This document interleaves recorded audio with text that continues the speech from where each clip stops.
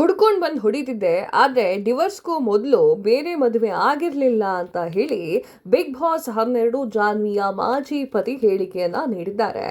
Big boss Kannada season 12ರ ಸ್ಪರ್ಧಿಯಾಗಿರುವಂತಹ ನಿರೂಪಕಿ ಜಾನ್ವಿಯವರ ಪತಿ ಮೊದಲೇ ಮದುವೆಯಾಗಿ ಮಗುವನ್ನ ಮಾಡಿಕೊಂಡಿದ್ರು ಅಂತ ಹೇಳಿ ಆಕೆ ಆರೋಪವನ್ನ ಮಾಡ್ತಾಳೆ. ಕುಡಿದು ಹೊಡೆದಿದ್ದು ನಿಜ, ಆದರೆ ಡಿವೋರ್ಸ್ ಕೊಟ್ಟೆ ಬೇರೆ ಮದುವೆಯಾಗಿದ್ದೇನೆ ಅಂತ ಹೇಳಿ ಜಾನ್ವಿಯ ಮಾಜಿ ಪತಿ ಕಾರ್ತಿಕ್ ಹೇಳಿಕೆಯನ್ನ ನೀಡಿದ್ದಾರೆ. ಹೌದು, ಕಾರ್ತಿಕ್ ಎಲ್ಲಿಯವರು ಅಂತ ಹೇಳಿ ಈಗ ನೋಡ್ಕೊಂಡು ಬರೋಣ. ಕಾರ್ತಿಕ್ ಮೂಲತಃ ಚಿತ್ರದುರ್ಗದವರು, ತಾಯಿ ಮಡಿಕೇರಿಯವರು, ತಂದೆ ಪೆಟ್ರೋಲ್ ಬಂಕ್, ಕೃಷಿ, ಟ್ರಾನ್ಸ್ಪೋರ್ಟ್ ಹೀಗೆ ಉದ್ಯಮವನ್ನ ಮಾಡ್ತಾ ಇದ್ದಾರೆ. ಇಂಜಿನಿಯರ್ ಆಗಿದ್ದಂತಹ ಅವರು ಬೆಂಗಳೂರಿನಲ್ಲಿಗೆ IT ಕೆಲಸವನ್ನ ಮಾಡ್ತಾ ಇದ್ರು. ಯಾರು? ಕಾರ್ತಿಕ್ ಅನ್ನುವಂಥವ್ರು ಜಾನ್ವಿಯ ಮಾಜಿ ಪತಿ. ಇಡೀ ಕುಟುಂಬ ಇಲ್ಲಿಗೆ ಶಿಫ್ಟ್ ಆಗಿದ್ದು ಊರಿನಲ್ಲಿರುವಂತಹ ಉದ್ಯಮದಿಂದ ಹಣ ಬರುತ್ತದೆ ಅಂತ ಹೇಳಿ ಕಾರ್ತಿಕ್ ಹೇಳಿಕೊಂಡಿದ್ದಾರೆ. ಮದುವೆ ಹೇಗಾಯಿತು ಅಂತ ಹೇಳಿ ಅವರು ಬಾಯ್ಬಿಟ್ಟಿದ್ದಾರೆ. ನಾನು ಮತ್ತು ಜಾನ್ವಿ ಅವರದ್ದು ಅರೇಂಜ್ ಮ್ಯಾರೇಜ್. 2010ರಲ್ಲಿ ಜಾನ್ವಿ ಹಾಗೂ ನನ್ನ ಕುಟುಂಬದ ಭೇಟಿ ಆಯಿತು. 2011ರಲ್ಲಿ ಮದುವೆಯಾಗಿ 1 ವರ್ಷದಲ್ಲೇ ಗಂಡು ಮಗು ಕೂಡ ಆಯಿತು. ಮದುವೆಗೂ ಮುನ್ನ ಜಾನ್ವಿ ಓದ್ತಾ ಇದ್ಲು. ಮಗು ಆದ್ಮೇಲೆ ಜಾನ್ವಿಗೆ ಮೀಡಿಯಾದಲ್ಲಿ ಕೆಲಸ ಮಾಡು, ಸೀರಿಯಲ್ನಲ್ಲಿ ನಟಿಯಾಗೋದು ಬೇಡ ಅಂತ ಹೇಳಿ ಕಂಡೀಷನ್ ಹಾಕಿದ್ದೆ. ನಂತರವೇ ಮದುವೆ ಆಗಿದ್ವಿ. 2 ಕುಟುಂಬದವರು ಒಪ್ಪಿಗೆ ನೀಡಿದ್ರು, ನಾವು ಕೂಡ ಮದುವೆಯಾದ್ವಿ ಅಂತ ಹೇಳಿ ಕಾರ್ತಿಕ್ ಬಾಯ್ಬಿಟ್ಟಿದ್ದಾರೆ. ಜಾನ್ವಿ ಕೆಲಸ ಮಾಡುವಾಗ ನಾನು ನನ್ನ ತಾಯಿ ಮಗುವನ್ನು ನೋಡ್ಕೊಳ್ತಾ ಇದ್ವಿ. ನನ್ನ ತಾಯಿ ಜಾನ್ವಿ ಮಧ್ಯೆ ಮನಸ್ತಾಪ ಬಂತು. ಹಿಂಗಾಗಿ ನಾನು ಜಾನ್ವಿಯ ಮಗನ ಜೊತೆಗೆ ಅಂದ್ರೆ ಬೇರೆ ಮನೆ ಮಾಡ್ಕೊಂಡು ಹೋದೆ. ಆಮೇಲೆ 2 ವರ್ಷ ಸಕಲೇಶ್ಪುರದಲ್ಲಿ ಮಗನನ್ನ ಓದಲು ಕಳಿಸಿದ್ಲು. ಆಮೇಲೆ ಬಿಟ್ಟಿರೋಕೆ ಆಗೋದಿಲ್ಲ ಅಂತ ಹೇಳಿ ಬೆಂಗಳೂರಿಗೆ ಕರೆಸ್ಕೊಂಡ್ಲು ಜಾನ್ವಿ ಅಂತ ಹೇಳಿ ಪತಿ ಕಾರ್ತಿಕ್ ಅವರು ಹೇಳಿರುವಂತಹ ಮಾತು. ತಂದೆ ತಾಯಿಯನ್ನ ಬಿಟ್ಟು ನಾವು ಬಾಡಿಗೆ ಮನೆಗೆ ಶಿಫ್ಟ್ ಆದೆವು. ಆಮೇಲೆ ಸ್ವಂತ ಮನೆ ಬೇಕು ಅಂತ ಜಾನು ಹಠ ಹಿಡಿದ್ಲು. ತಕ್ಷಣ ಒಂದು ಸ್ವಂತ ಮನೆಯನ್ನ ಮಾಡಿಕೊಡ್ಬೇಕು ಅಂತ ಹೇಳಿ ಆಕೆ ಹಠ ಜೋರಾಯಿತು. ತಕ್ಷಣ ಅಪಾರ್ಟ್ಮೆಂಟ್ ತೆಗೆದುಕೊಂಡ್ವಿ. ಆಗ ನನಗೆ ಕೆಲಸ ಇರಲಿಲ್ಲ, ಉದ್ಯಮ ಕೂಡ ನಷ್ಟವಾಗ್ಬಿಟ್ಟಿತ್ತು.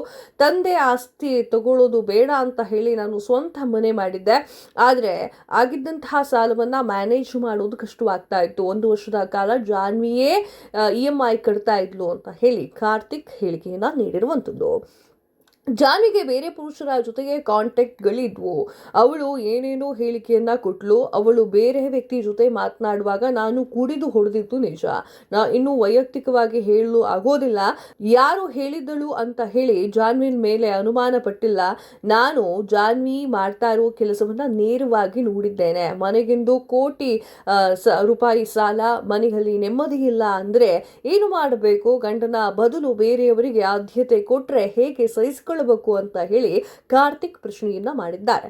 ನನ್ನ ಆದಾಯ ಚೆನ್ನಾಗಿದ್ದಾಗ ಅವಳು ಚೆನ್ನಾಗಿದ್ಲು, ನನಗೆ ಕೆಲಸ ಇರಲಿಲ್ಲ, ಬೇರೆ ಉದ್ಯಮ ಕೂಡ ಹಾಳಾಯಿತು. ಆಗ ಜಾನ್ವಿ ಡಿವೋರ್ಸ್ ಆದ್ಲು ಅಂತ ಅನಿಸುತ್ತದೆ. ನಾನು ಕೂಡ ಸ್ವಲ್ಪ ತಪ್ಪು ಮಾಡಿದ್ದೇನೆ. ಅದನ್ನ ಜಾನ್ವಿ ಬಳಿ ಹೇಳಿಕೊಂಡಿದ್ದು, ಕ್ಷಮೆ ಕೂಡ ಕೇಳಿದ್ದೆ. ಆಮೇಲೆ 3-4 ದಿನಗಳ ಕಾಲ ಮಗನ ಜೊತೆಗೆ ಮನೆಗೆ ಬರಲಿಲ್ಲ. ನೀನು ಮನೆಯಲ್ಲಿದ್ರೆ ಮನೆಗೆ ಬರೋದಿಲ್ಲ ಅಂತ ಹೇಳಿದ್ಲು.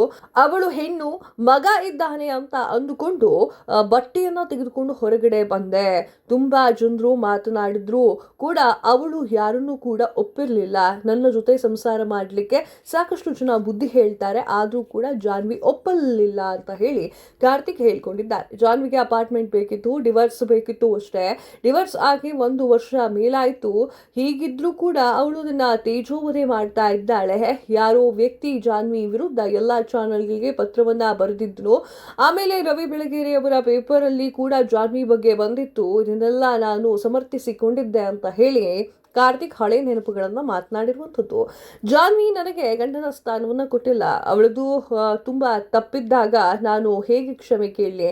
ಹೆಂಡತಿ ಅಂತ ಹೇಗೆ ಒಪ್ಕೊಳ್ಳಿ? ನಾನು ತಪ್ಪು ಮಾಡಿದ್ದೀನಿ ಅಂತ ಒಪ್ಕೊಳ್ತೀನಿ. ಯಾವ ಪುರುಷನೂ ಕೂಡ ತಪ್ಪು ಮಾಡಿದ್ದೀನಿ ಅಂತ ಹೇಳಿ ಒಪ್ಕೊಳ್ಳೋಲ್ಲ. ಡಿವೋರ್ಸ್ ಆದ್ಮೇಲೆ ನಾನು ಬೇರೆ ಮದುವೆ ಆದೆ.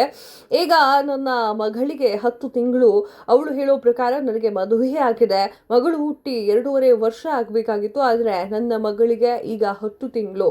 ನನ್ನ ಮದುವೆಗೆ ಬಾ ಅಂತ ಹೇಳಿ ಜಾನ್ವಿಗೆ ಕರೆದಿಲ್ಲ. ಹೀಗೆ ನನ್ನ ಮದುವೆಯಾಗಿ 2 ವರ್ಷ ಆಗಿದೆ ಅಂತ ಹೇಳ್ತಾಳೆ ಅಂತ ಹೇಳಿ ಕಾರ್ತಿಕ್ ಕೇಳಿದ್ದಾರೆ.